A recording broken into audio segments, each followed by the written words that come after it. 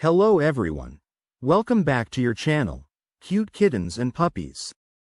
How to train a helpful dog or cat like in the olden days.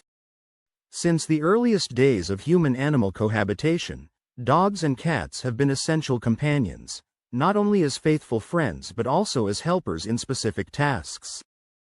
Dogs protected homes, herded sheep, and hunted, while cats guarded barns from pests.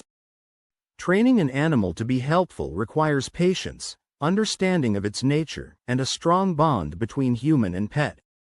Although modern life has changed many things, the fundamental principles of animal training are still effective. Training begins with connection. Animals, like humans, respond best when there is trust and mutual affection. A dog learns to be protective if it feels its human values and cares for it, and a cat will take up hunting mice if it finds it a task that gives it satisfaction and support. Creating this connection takes time and consistency. Talking to them calmly, playing with them, and offering them a safe environment are important steps. An animal that feels loved is more willing to learn and work with you. How to educate dogs and cats in a useful way, inspired by ancient practices. It highlights the importance of building a solid connection based on trust and affection, creating an environment that stimulates their natural instincts, and using consistent and patient methods to teach them skills. Dogs respond better to repetitive commands and positive reinforcement, while cats learn through curiosity and activities that spark their interest. The relevance of good nutrition, nonverbal communication, and adapting to each animal's personality is also highlighted. Educating a pet is an enriching process that strengthens the human-animal bond and encourages mutual learning. The environment is essential. Dogs and cats need spaces that allow them to develop their natural abilities. A useful dog needs regular exercise and opportunities to interact with its environment, while a cat requires stimuli that awaken its hunting instinct. Providing toys, open spaces, or even small daily activities that simulate challenges helps them stay active and engaged. In ancient times, the practice was more direct. Dogs followed shepherds and learned by watching, while cats simply did what they do best: hunt. The key to teaching a dog is constant repetition.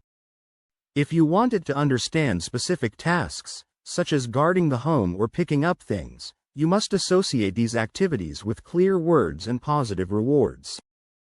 Dogs respond to simple and consistent commands. For example, to teach them to guard, it was common to associate their barking with the presence of strangers.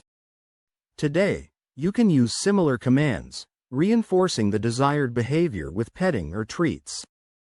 It is always important to remain calm and firm. Yelling or harsh punishment only breeds fear and distrust. Cats, on the other hand, learn differently. Their independent nature doesn't mean they can't be trained, but they do need a different approach. Rather than giving direct commands, it's more effective to encourage them to do certain activities out of their own curiosity or interest. If you want a cat to be more helpful around the house, such as keeping mice at bay, make sure they have access to places where mice tend to hide. You can also reinforce their natural behavior with stimuli such as games that mimic hunting. Cats are great observers, and over time, they pick up on patterns in what you do and what you expect of them. Patience is key. In ancient times, learning to feed animals was not something that was accomplished overnight. It was a process that required daily dedication. Shepherds would spend hours walking with their dogs, guiding them through the flocks, while families gave cats freedom to explore and develop their instincts. This kind of constant interaction is what builds skills and confidence. Don't expect a dog or cat to learn something complicated in a couple of days. Give yourself time and give them time too. Proper nutrition also plays an important role. Animals that are well fed have more energy and a willingness to learn. Although there was no such thing as processed pet food in ancient times, people were careful to feed their animals what they needed to be healthy and strong. Today you can do the same by making sure your dog or cat receives a balanced, nutrient-rich diet suited to their needs. Please give this video a thumbs up if you find what you're watching interesting. It lets us know that you're enjoying the content. It's important not to underestimate the power of nonverbal communication. Animals understand much more than we think through tone of voice, gestures, and body language.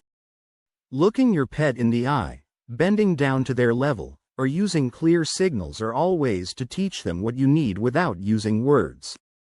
In ancient times, many of these interactions were based on simple gestures and specific sounds that animals associated with actions or emotions. Consistency is another crucial aspect.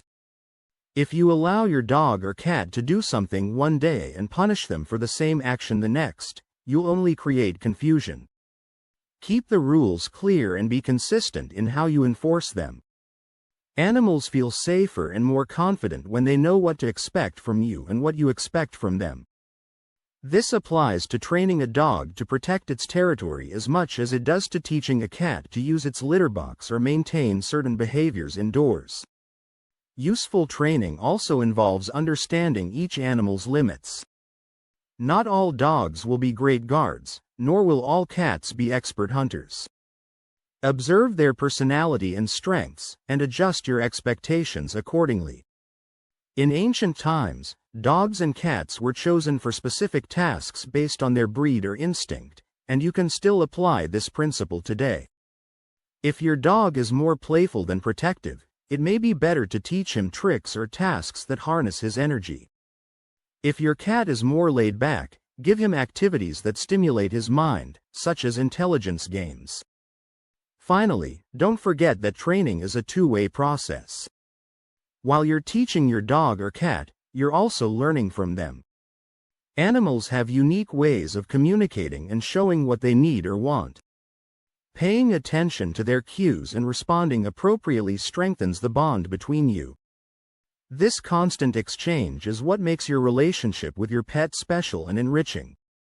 In short, training a dog or cat the way it was done in ancient times is a process that requires patience, understanding, and a natural approach. By putting in the time and effort to build a strong relationship with your pet, you can help him develop skills that are not only useful, but enriching for both of you. If you have any questions or would like to delve deeper into any other aspect of cat behavior or care, do not hesitate to ask. We are here to help you. I'm glad you enjoyed this video. Don't forget to subscribe and hit the notification bell so you don't miss any updates.